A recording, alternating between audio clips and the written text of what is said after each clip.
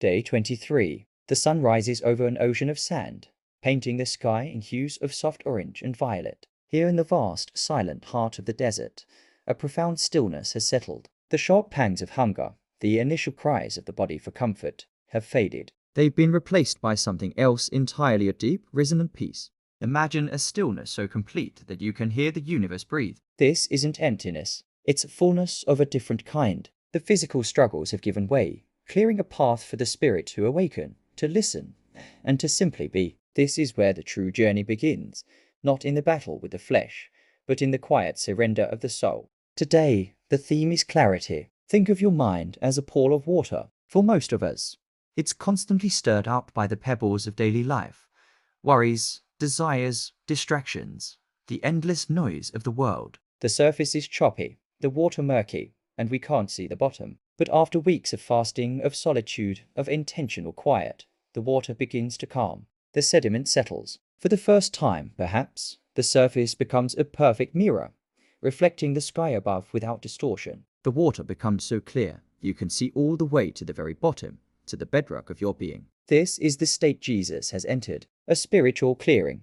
The fast has stripped away the non-essential, purifying his mind and spirit. Every thought, every sensation is direct and unfiltered. There are no barriers left, no static on the line. Just a pure, unbroken connection to the source, a constant and flowing conversation with God. As day turns to night, a moment of profound understanding dawns. It doesn't come in a thunderclap or a booming voice from the heavens. It arrives in the whisper of the wind as it sculpts the dunes, in the patient crawl of a beetle across the sand, in the silent, magnificent wheeling of the stars across the ink-black sky. In these simple, seemingly random patterns of the desert, Jesus sees something extraordinary, the intricate, beautiful, and flawless order of the universe. He sees the grand design woven into the smallest detail. The arc of a single grain of sand carried on the breeze reflects the same divine geometry that governs the orbits of planets.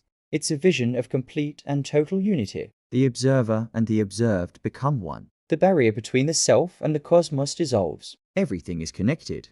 Everything is part of one single, glorious thought, one magnificent expression of divine will. There is no separation, only relationship. And with this vision comes a quiet, unshakable joy. It's not the loud, fleeting happiness of the world, but a deep, abiding contentment that fills his heart to overflowing. A sense of purpose, clear and bright as the desert moon, illuminates his path. He is no longer just a man enduring a trial in the wilderness. The fasting, the prayer, the solitude, it has all forged him into something new. He has become a vessel, a clean and willing conduit for a purpose far greater than his own. The desert has tested him, stripped him down, and then rebuilt him. He is ready, not with the strength of a warrior going into battle, but with the peaceful certainty of a river flowing to the sea. He knows his course. The next step of his journey awaits, and he will walk toward it with a heart full of light. Thanks for joining us on this journey. If this story resonates with you, consider subscribing and following along as we continue to explore these profound moments.